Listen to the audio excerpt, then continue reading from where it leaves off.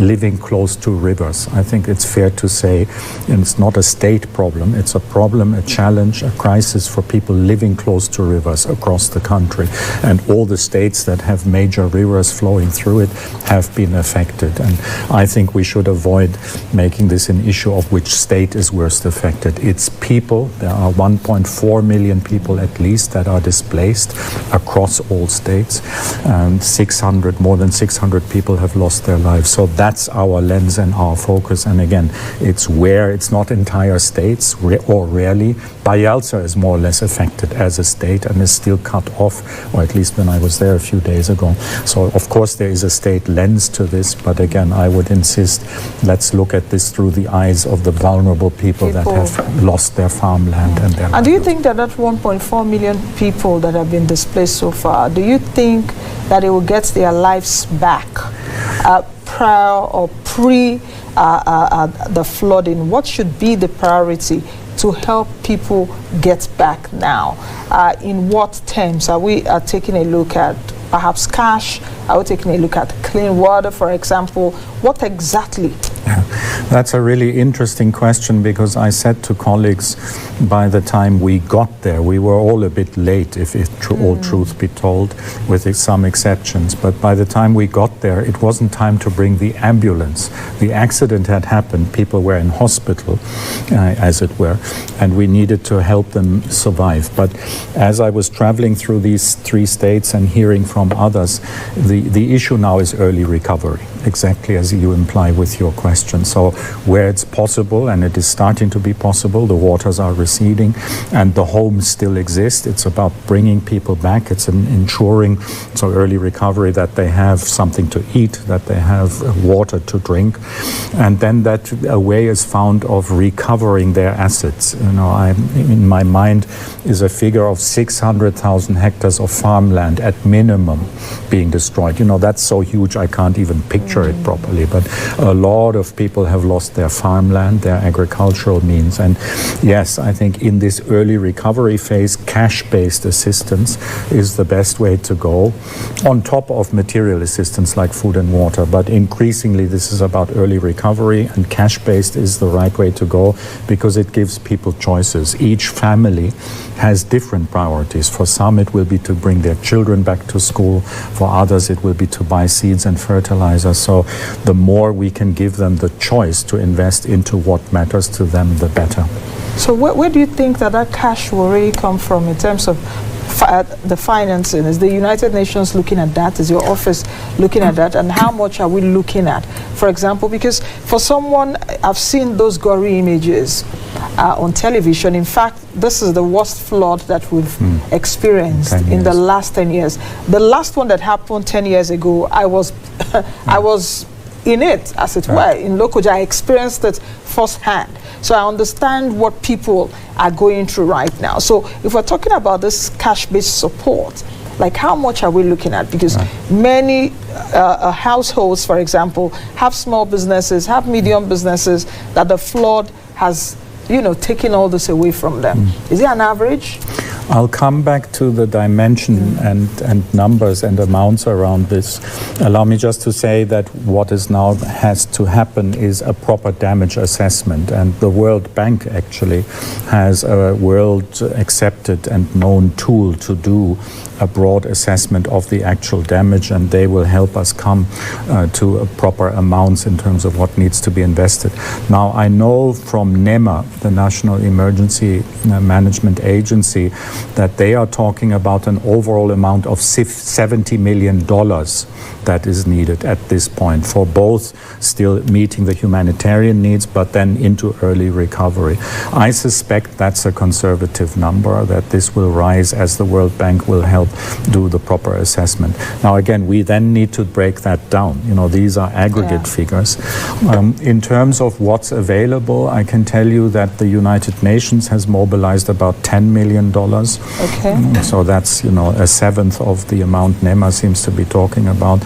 And again, a combination of immediate assistance, food, water, but also slowly moving into cash-based early recovery assistance. I know that the International Red Cross and Red Crescent Federation has asked for 13 million Swiss francs. I don't know how much of that they've got in yet. I know that some member states have offered support, like the United States immediately put $1 million on the table. But you can hear from these numbers, maybe there's 20 million there from the international community. If it goes well, 70 million at least are needed. So that means the bulk has to come from within Nigeria. I think it is unlikely that we will be able, given everything else that's going on, Ukraine war, etc., to mobilize 70 million. And since you've mentioned one more point here, the floods 10 years ago, I believe that was in the time of President Jonathan.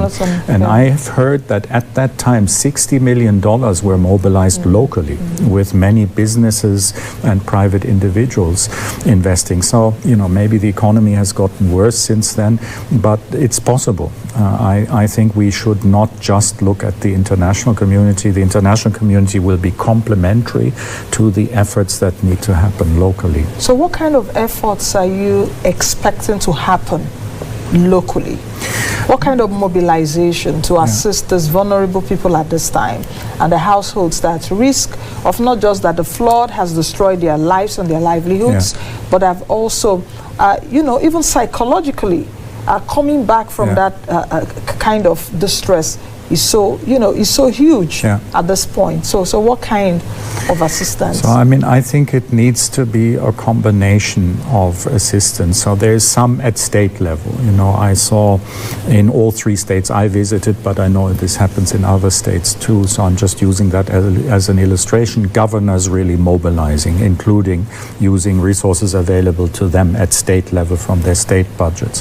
That's one avenue that will continue. And really I salute some of the governors who are out there visiting the flood-affected communities with their teams. In Bayelsa, the governor brought his whole team to visit, and when I saw them, they were in the 3rd week of visiting each and every flood-affected community. Governor Soludo in Anambra, something similar. So the state-level effort will be crucial to this. I think it must be complemented by a federal effort, and again, I hope that NEMA will soon issue its appeal and that some federal resources will flow into that. And then I've mentioned the international community aspect. What I cannot see so far is a credible, trusted mechanism for the private sector and individuals. To the best of my knowledge, that doesn't exist. And so one of the things I'm trying to push as UN resident and humanitarian coordinator is, can we learn from this? And can we as quickly as possible help set up a mechanism that does exist in other countries for people that people trust, in terms of, if I give money into this, it will reach the affected people. That, to the best of my knowledge, at national level doesn't exist. Okay, so what kind of engagement have you been having with the leadership so far, perhaps from the Ministry of Humanitarian Affairs, Disaster Management and Social Development, the minister there, and some other relevant federal government agencies or even states? If you've had engagements with them, how have that engagement been? So there's 3 I would like to talk about. One is my colleagues in OCHA, the Office for Coordination Humanitarian Assistance. We have a head of OCHA, his name is Trond, and he accompanied me on some of these visits. He has been working closely with the Ministry of Humanitarian Affairs, senior officials there, to help pull together this NEMA plan, because NEMA, of course, reports into the Ministry of Humanitarian Affairs. Secondly, at my level, the one key senior engagement I've had is with the Minister of Water Resources. Because as you will know, the President, I think, in recognizing the effort has been too slow, too little, has tasked the Minister of Water Resources with coming up with a medium-term plan to be better prepared for the future and to respond. So I have offered the support of the United Nations resources to the Minister of Water Resources to really learn from this and be better prepared for this. Because while we're preoccupied with the current crisis, we know given climate change, this will happen again. And we need to be better prepared. And then thirdly, it's really at the state level. If we want to make a difference, action is happening at the state level. And so I've prioritized at senior level my engagement with governors. Okay. While you were speaking earlier, I caught when you said that you were not adequately prepared. That's perhaps from you and government authorities. Why were the authorities not really adequately prepared, even though the warning was there? For example, flooding, the Lagdo Dam in Cameroon and all of that. We've seen that, it's like a cycle. So why do you think that inadequate preparedness was there despite the warnings? That's a good question, and I don't know if I have a convincing answer for that, including for the United Nations, because, I cannot just point fingers at others. I think you are right, the warnings were there, but, the science of prediction is not entirely accurate. So I heard one governor who said to me, we've been warned every year since 10 years ago. Yes. Watch it, this year will be worse than the last one. And there's a crying wolf syndrome here. If you get told this year after year and then it doesn't happen, of course you get preoccupied by other things. So I think it's not ill intent, either by those who were warning from the federal level or by governors and others not really acting on those warnings, because it has been 10 years since we've seen this. So that's one element. I think a second element is there are so many competing priorities on all of our agendas as United Nations, but also government. We have a major nutrition crisis going on in the country. We have the conflict in the Northeast. We have 100 million people, according to the World Bank, living below $1 a day. I don't know how they survive. So it's hard to prioritize, or maybe I should say it differently. You will prioritize the needs of the day, I think, inevitably, if you are in government responsibility or if you are the UN trying to support this. So it's a combination of, is it really going to happen, and then getting diverted into all sorts of other crisis management. Yeah, because I spoke to, I had an interview about 3 weeks ago or so with the Director General of the Hydrological Services, and he did tell me here that, Nancy, we warned even the states, with letters and all of that, but they seemed not to have taken that warning. So that warning was there. How serious do you think that this climate crisis would affect Nigeria? Well, I think if we needed a wake-up call, we got it. So despite trying to justify or explain why there was not enough preparedness, we cannot ignore this. And one minimum thing that needs to come out of this, apart from helping the 1.4 million people get back to their homes and lives, is to be better prepared for the next time. I think so. There is an element of, led by the Ministry of Humanitarian Affairs, improving preparedness for response for a number of different crises, not just floods, but nutrition and so on. And then I think the medium to long term is about the Nigerian government being supported in realizing some of its plans that are directly linked to the climate crisis. So to give an example, a few weeks ago or a month ago by now, the Energy Transition Plan was published. And it's very clear that many people, especially in rural areas, not having enough access to sustainable energy is contributing to this. They're going out deforesting, collecting firewood. And so there is the immediate, there's the early recovery, and there's the investment into better preparedness for response and mitigating and adapting to the climate change. So it's complex. And this climate change, let's talk a little bit about it before I go into the food insecurity issues. COP27 is on right now, and it's been said that we should not just only take a look at climate adaptation, but also mitigation. What do you think? That's the first part of the question. The other part of the question is about the loss and the damage reparations. COP27 is ongoing right now in Egypt. We've seen different countries come out to even commit. I think last week the Prime Minister of Britain, Rishi Sunak, announced some financing to assist developing countries, and I think Nigeria will get also a huge chunk from that. I think about 500 million pounds, if I'm not mistaken. So what do you think about all of this? So I think there are indeed these two tracks. There is urgent investment needed into mitigation and adaptation measures, and to break that down for Nigeria, I think I've mentioned the energy transition plan. If especially rural communities don't have access to sustainable energy, they will go out, collect firewood and contribute to deforestation. If businesses don't get more sustainable access to energy, they will continue depending on oil and gas and contribute to emissions. So there is a need for this, and I think investing into the energy transition plan now, I don't know if you know, the government is saying they need $10 billion a year until 2063. That's a very tall order, and I think we need to be realistic that the bulk of that is not going to come from overseas. We saw it brings us to the sensitive question of how does government prioritize its own spending at federal and state government levels. So that's one element. There are some very practical measures that need to be invested into. So you mentioned the dam in Cameroon.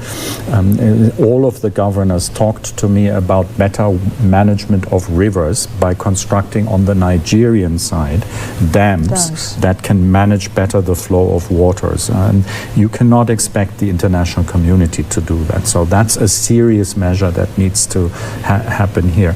There are also other very practical measures like investing into bamboo planting and mangroves, because that helps prevent serious erosion. It helps make the river banks stronger, and roads. I don't remember in which state it was. I could see that roads which had bamboo next to it, those parts of the road were still intact, whereas roads that had no protective vegetation were swept away. And that's why both in Anambra and in Bayelsa, I saw communities still cut off because roads had simply been washed away. So there's simple stuff that can be done. I mentioned earlier people living close to rivers, and there is stuff that can be done at relatively low cost to reinforce. So that's one element. You also asked me about damage and loss. My leadership has been very clear that there is, so the Secretary General and Deputy Secretary General, that there's a compelling case that those that cause climate change by being the major emitters, and they mostly sit in the West and partly in the East, have to come up with some of the money to compensate the countries, and Nigeria is one of them, that are not causing this in the first instance, but that are suffering from the consequences. So there is a moral argument to be made. Again, I'm not sure how much we can realistically expect out of this. Out of the COP27? Out of COP27, what I'm hearing back is that the financing is apparently the major topic in the plenary, in many of the workshops. But what my UN colleagues are also feeding back is so far the commitments are far below expectations and what's needed. Just like Antonio Guterres said last week that we're on the highway to climate hell. Yes, he's right. He's right. I think he's right, and sadly it is sort of linked to your earlier question of why weren't we prepared. You see it in Nigeria, we weren't enough prepared, but it's a global issue, and that's what Guterres is saying. We have to wake up, because we will see more of the Pakistans, we will see more of what we're seeing in Nigeria in terms of the flooding, the nutrition crisis and so on. And if we don't wake up soon, the planet will get warmer than 1.5 degrees, and that is indeed a road to hell, as he put it. How do you think that pockets of this that we have seen in Nigeria, in Pakistan, in Chad, in Somalia, for example, children are dying, there's a huge hunger crisis, drought. Right. Children are dying on the backs of their moms. Very gory pictures to see. How do you think that these events that we're seeing around the world would impact the SDG goals by 2030, the actualization of the SDG goals, some of those goals, to poverty, hunger, and all of that. In fact, if not even all of them, because they are somehow intertwined. That's really interesting, your question. Again, I was recently in New York for a global meeting of all resident coordinators like myself. There's 130 of us around the globe. And it was interesting, the key message of the Secretary General and his deputy, Amina Mohammed, was the name of the game, if that's a correct or appropriate expression, now is to save the SDGs. You know, they were both very clear that the war in Ukraine, the COVID crisis, the major famine in East Africa, Pakistan, Nigeria now, and other places, the impact of climate change has thrown us back in terms of achieving the SDGs. It's very clear in the case of Nigeria that Nigeria lags far behind in meeting the SDGs, far behind. And so this needs to be turned around. And the instruction and marching order I got from the Secretary General with my colleagues was your agenda is to help countries rescue the SDGs. It's about development. Yes, there's these other crises. And you know what was interesting and maybe of interest to you, he gave us 3 priorities to look at. Number 1, invest into education.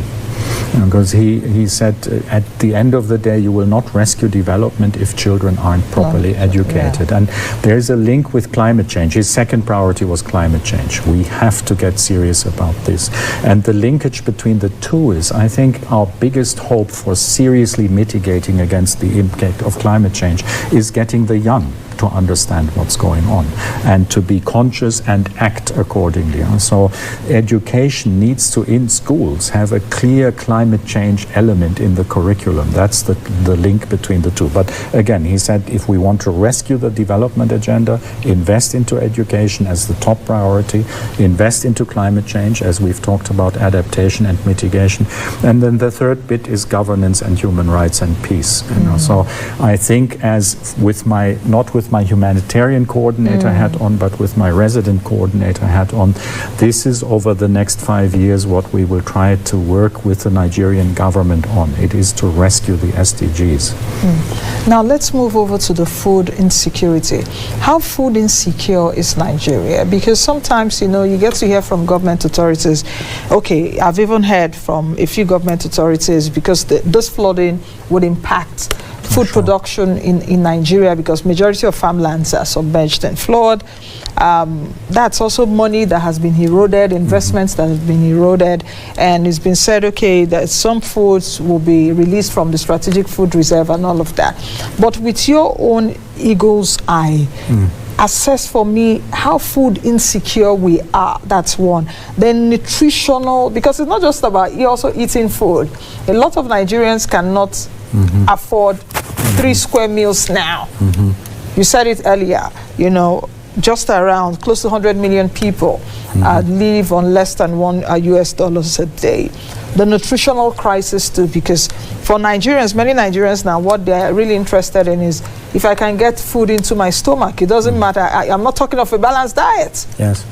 Right now it's just food to keep, you know, my systems running and a little bit of sugar in my body. So it's not about the balanced diet, protein, carbohydrates, and all of that, vitamins and what you have. So what are your views on this? So let me first of all say something about dimensions. We work every year with government on something that's called cadre harmonisé. It's a tool to assess the humanitarian needs in the country. And the cadre harmonisé for this year, for 2022, predicted at the beginning of the year that 19 million people in Nigeria, that's a lot of people, 19 million people are food insecure. 19 million people are food insecure in Nigeria. As we speak.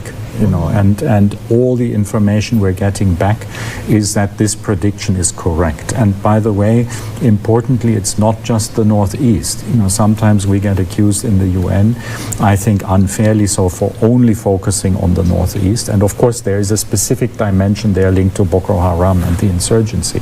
But the fact of the matter is that across the country, 19 million people are food insecure. And that includes, for example, 3 million people in Lagos itself. And so there are food insecure people in Lagos.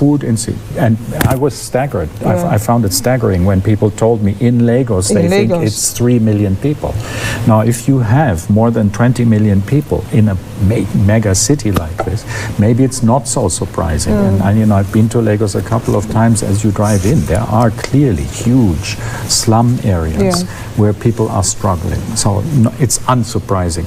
We don't maybe hear so much about it because Lagos has found ways of coping with it, I think, and we can get back to that, including having a local food bank, as they call it, established by, if I understood correctly, the state government with private businesses. But so that's the dimension. Again, it's a major crisis across the country. Why is it happening? There are different factors. We've spoken about climate change. I've made a reference to the insurgency in the northeast and violence in other parts. By the way, part of the climate change, I think, as you know better than I, is farmer-herder conflicts, which I think have to do with the Sahara traveling south and herders being pushed further southwards in search for suitable land for their animals to graze. So it's not necessarily or at all a politically driven agenda. I think people are forced to survive, to travel south, and that's where that's part of the explanation for this conflict. Now, a third factor I want to mention after climate change and the stuff I just talked about in terms of conflict and insurgency is management of food in the country. I think there is a big agenda here to revitalize and strengthen food systems. And let me give you a concrete example. A captain of industry, a Nigerian, told me a few months ago that Nigeria is the 12th biggest producer of tomatoes in the world, but only 20% or so of the tomatoes produced reach the market. And so what he was explaining to me is there's an issue of infrastructure, there's an issue of farmers not being connected to markets in towns like Market, and there is an issue of how the economy is structured and whether the incentives are right to produce for what the market needs. And so I think what I'm trying to say is we can't just push it down to global trends and things like conflict. There is also a governance responsibility for Nigeria to improve the way it manages its food systems. Final point, if I may, is because you mentioned it in terms of nutritious food. When I went to Katsina a few weeks ago, precisely to look at the food insecurity there, and it was stunning. I saw two food security and nutrition security centers, one run by MSF and another one by an organization called Alima.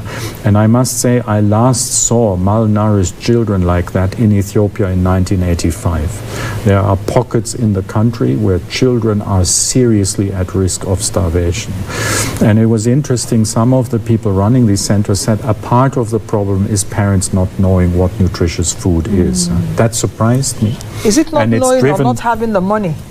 Combination.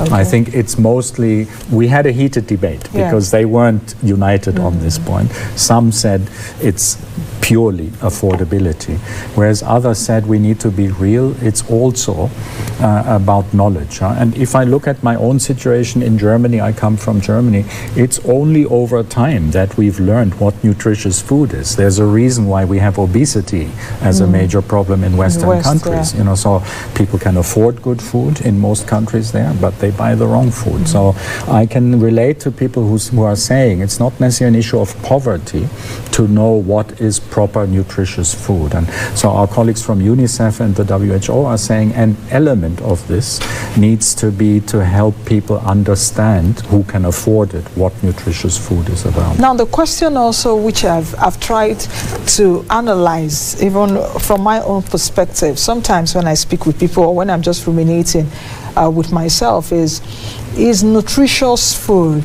really expensive or costly? You know, food that is nutritious or has nutritional value, is it expensive? Because like I asked earlier, is it about money or is it, you said, knowledge? So we're talking about nutritional valued food, like it will contain your vitamins, your carbohydrates, your proteins, and you know the classes of foods, I think 7, if my science still serves me right.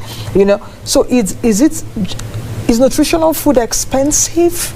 Yeah, that's an interesting question. Again, I'm not sure I have enough expertise to convincingly comment on that. What I've been told by experts is if in the phase, at least in Western countries, where nutritional value became more of an issue because of factors like obesity, initially then the investments into growing more nutritious foods, or organic farms, etc., the initial investments made that more expensive than conventional food. That's one element. What I've also been told is a phenomenon in big cities across the world is because of economic pressures, fast food companies sell food cheaper because of mass production. So there is that element also forcing, and it's again, it goes through the pocket there. And people say if you produce junk food on scale, it's cheaper to do than producing healthy food. So I think there is an element of that. But then what people also tell me is, and that's why we need to look at food systems as a whole, if you do the right investments in terms of infrastructure, in terms of market information systems, if producers know that certain food is more in demand because of its nutritional value, they will adjust. So we need to trust markets to regulate this, but that requires, in my understanding, a proper regulatory framework for farmers and producers, and it requires some investment. So it's in this phase, it's probably correct to say in Nigeria, more nutritious food is probably more expensive, but it doesn't have to stay that way. It can be changed. Do you see a response from authorities to solve this problem of nutrition in Nigeria and this problem of food insecurity? That's one. The B part of my question is, earlier you also mentioned that 19 million people in Nigeria are food insecure.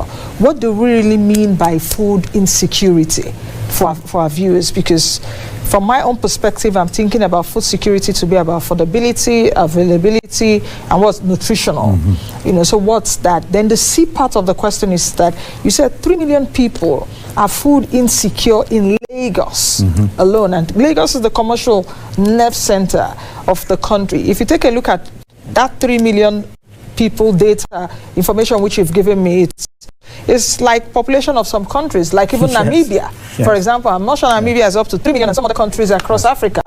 So, and you talked about even in Lagos, there's a coping mechanism, or there's a mechanism whereby the Lagos state government is doing with some private food banks. Is that an avenue? Is that a way to go? Or what can also be more sustainable? The fourth part of my question, I hope that I'm not bombarding you. No, I'm just trying to remember all that from trying to follow up with what you've said, is for people that are suffering from food deficiencies or nutritional deficiencies and all of that, are there temporal coping mechanisms for people like that? You saw that women or children that are really starved, are there coping mechanisms that their parents can have to temporal, at least to get those children, or even the adults, because adults too may also be nutritional deficient, or even a lactating mom, or even a pregnant woman, for example. Yes, I hope but you can get started. I hope I have noted the questions correctly. Let me start with the last one because it's an important one. Yes, I think children, especially children, but you're right, it's also mothers in particular that are at risk at times. Death can be prevented. What our colleagues in UNICEF and WHO, our health experts, children experts, have worked on around the globe is mechanisms and food that help save lives. So I don't know if you've heard of plumpy nut. Yes. It's something that UNICEF imports for the moment to give to children who are at serious risk of dying because of being severely malnourished. And I have seen personally in Katsina, but also in the Bay States, so both in Yobe and Bono, centers, nutrition stabilization centers, where if children were brought in good time, their lives were saved. And after a few days, they are being released in not perfect health, but enough to survive. So there is a disaster response mechanism. And it was interesting, I've heard, I think it's near Kano or in Kano, that there is now a factory that can produce plum peanut locally. So, that would be another combination between increasing response capacity and improving local production. We don't have to import this stuff if we can scale it up inside Nigeria. So that's an answer, I hope, to that question. Now, to come back to your first one, is the government taking it serious and what is it doing about it?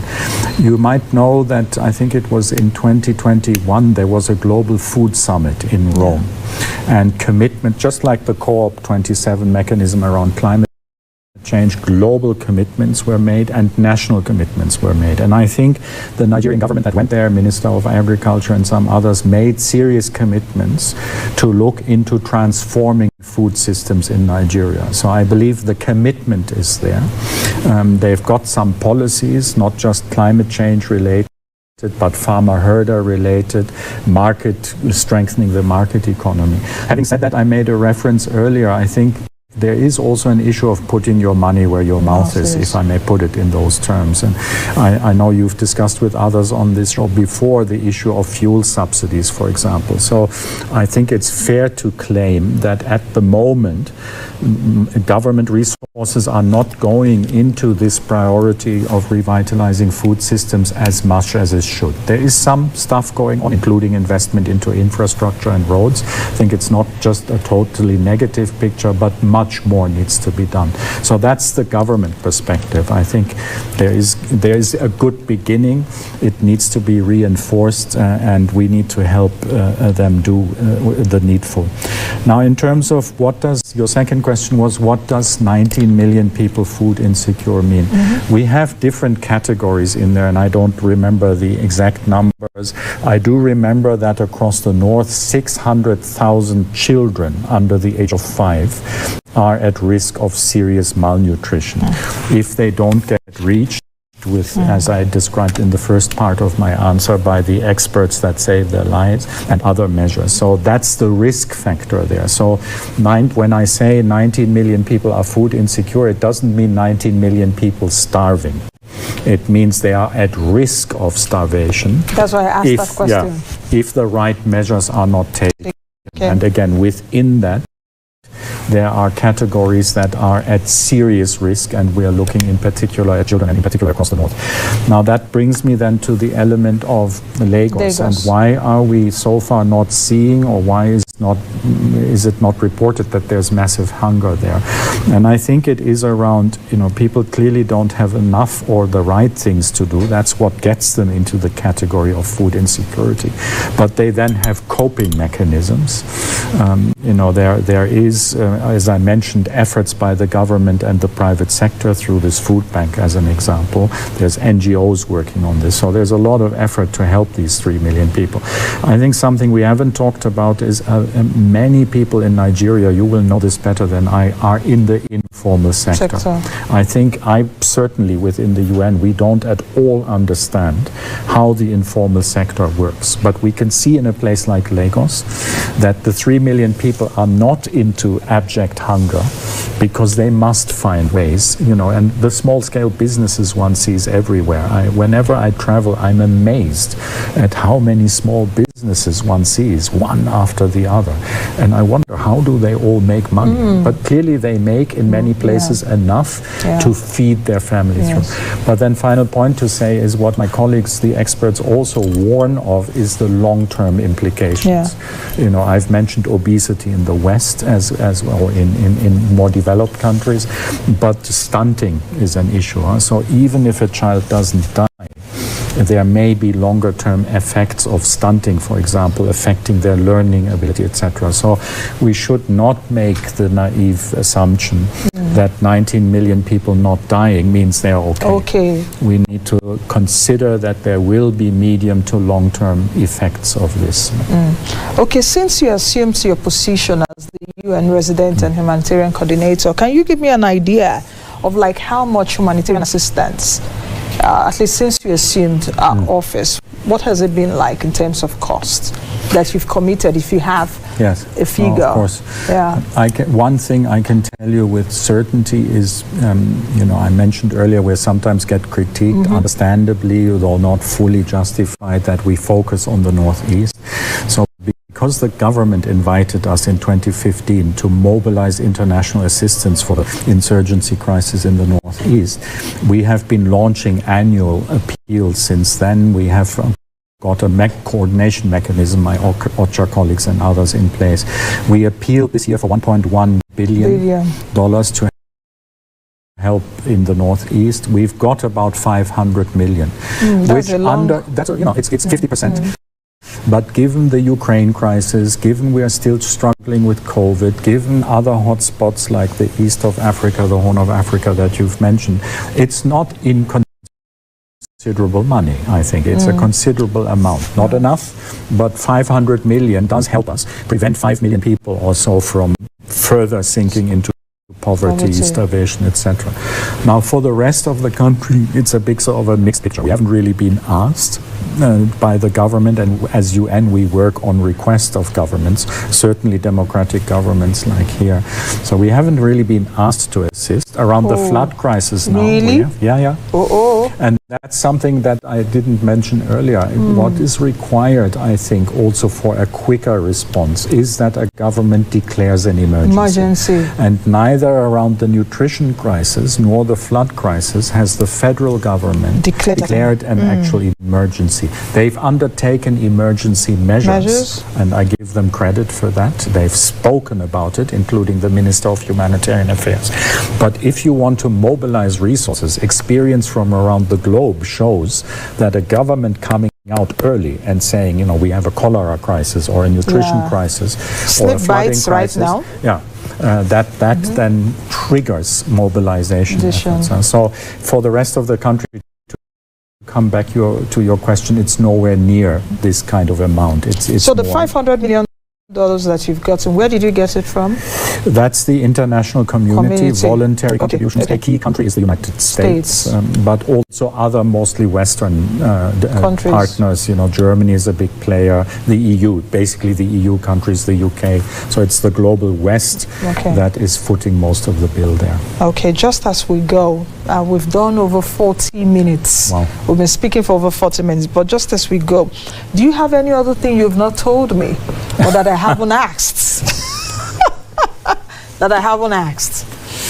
Well, I'm not sure, but I think I would like to come back to the theme of rescuing the SDGs and the development agenda. So we'll look at that. I really think, we crisis management is one thing, and as I hope I've gotten across in our discussion, there are measures that need to be taken, including declaring a crisis state of emergency.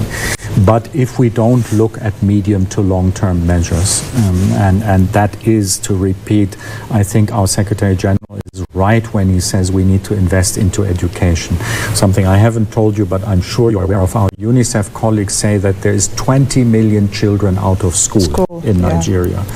That in itself is a major crisis. So I think when our Secretary General says, yes, prevent 600,000 severely malnourished children from dying is a day-to-day priority, but you will not solve longer-term prospects for children if you don't support government in getting 20 million children back into school.